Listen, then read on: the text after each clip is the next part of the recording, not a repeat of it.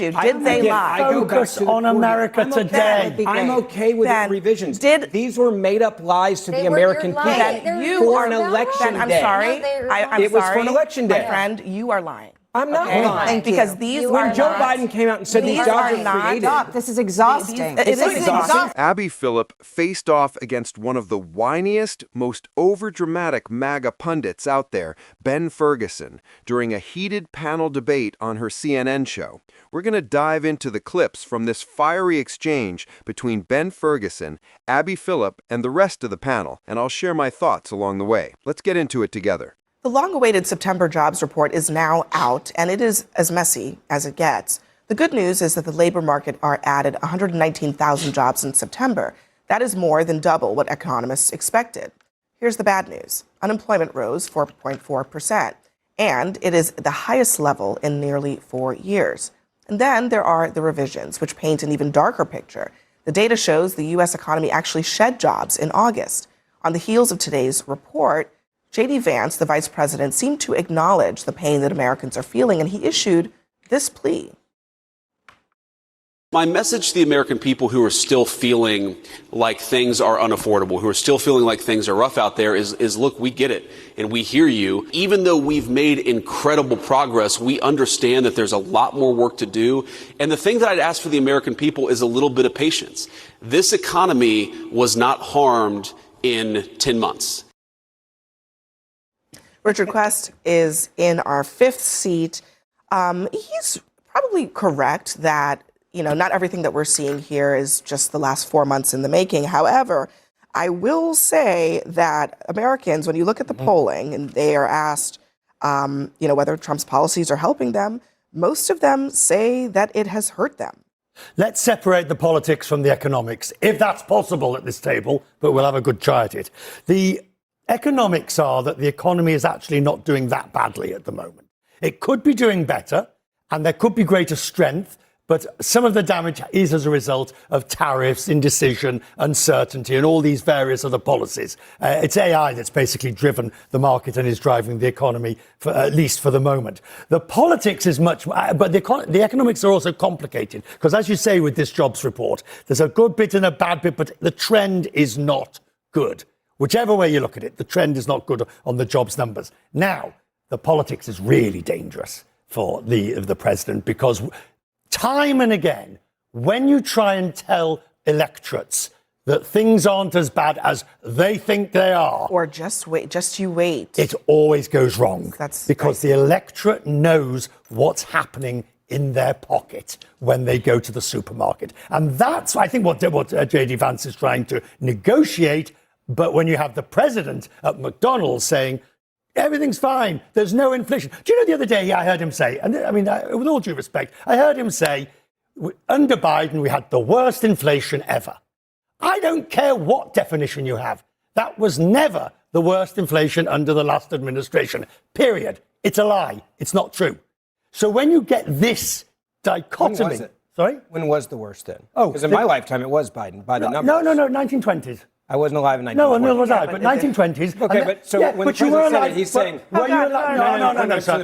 He said the worst... Listening comprehension, people. The worst ever is not the worst in my lifetime. Okay, those are not the same thing. Let's not be silly. Right. And on that point, sir, I think when the president was talking, he's talking about people that are watching him in the moment. He's saying it's never been worse than it was when Joe Biden was president. With respect, sir, he's not. He's saying talking about the worst ever. He's saying the worst ever. By the way, in the country's history, I think it's a stretch. Let me ask you then, were you alive in the 1970s? I was not.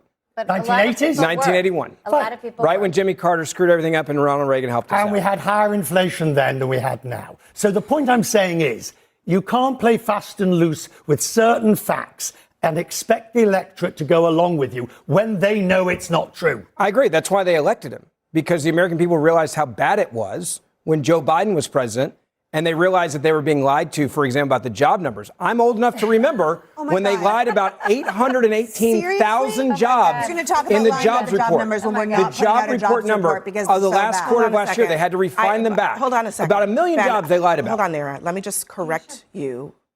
Please. Because, first of all, you are saying that the Biden administration lied about the jobs numbers. That is false. There are revisions that don't pull out your Google. No, There it's the are housebudget.gov that literally says you're wrong. Oh my God. Oh, 818,000 fewer jobs added than economy previously reported. That is from our government.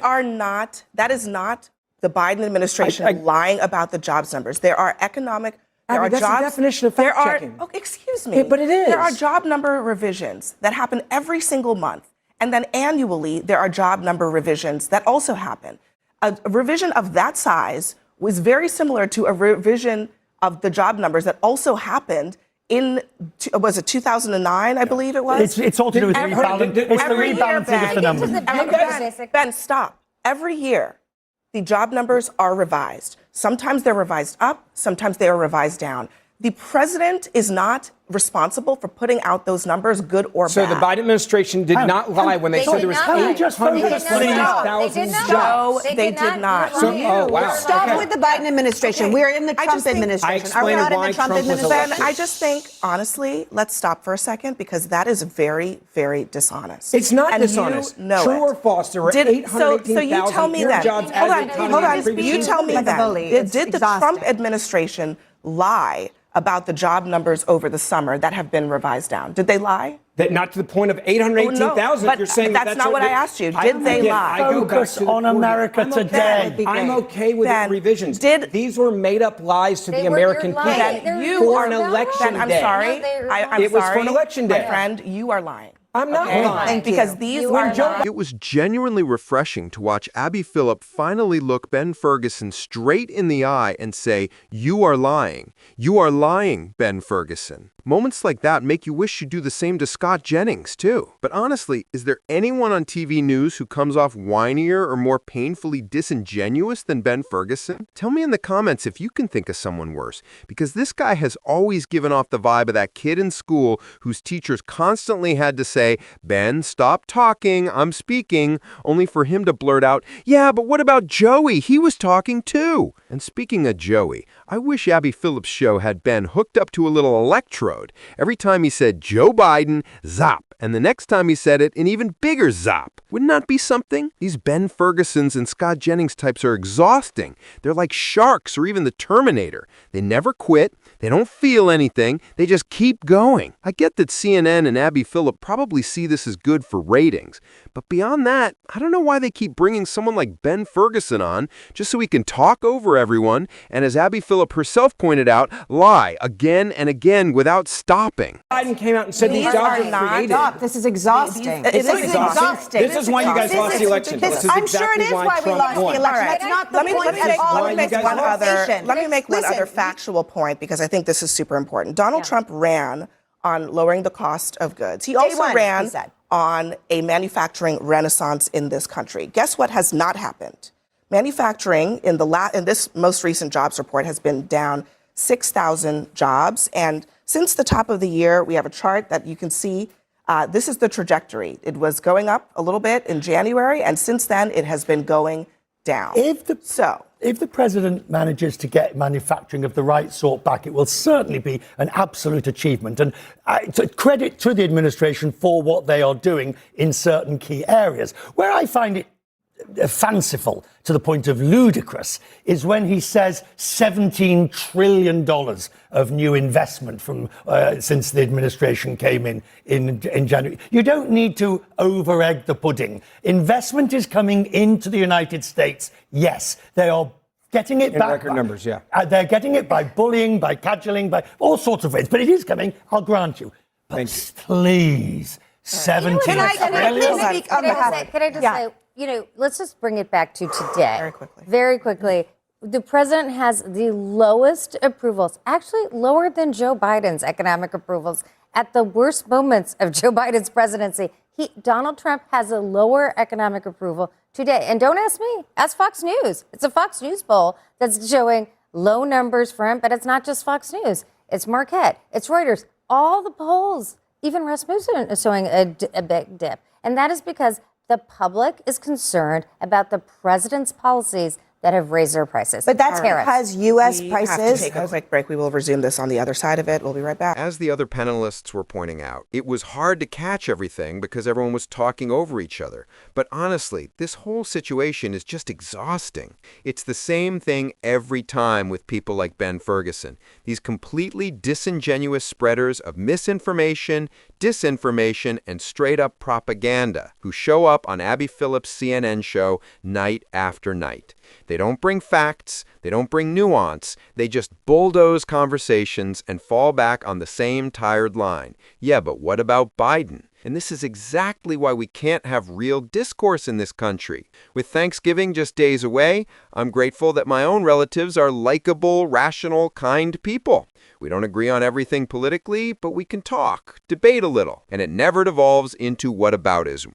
But I know many of you probably have a Ben Ferguson in your life. I definitely grew up around people who were like that. You could ask, hey, how's the weather today? And they'd immediately respond with, well, what about Biden? What about Obama? What about the Democrats? And somehow that counts as political discussion in America right now? Abby Phillip is thoughtful, intelligent, and seems genuinely kind. She actually tries to bring facts to her show. But then you've got clowns like Ben Ferguson who show up just to steamroll everyone with nonsense and endless whataboutism. It's no wonder people say, this is why I don't watch CNN anymore. I can't deal with the Scott Jennings and Ben Fergusons and all the other propagandists they keep putting on.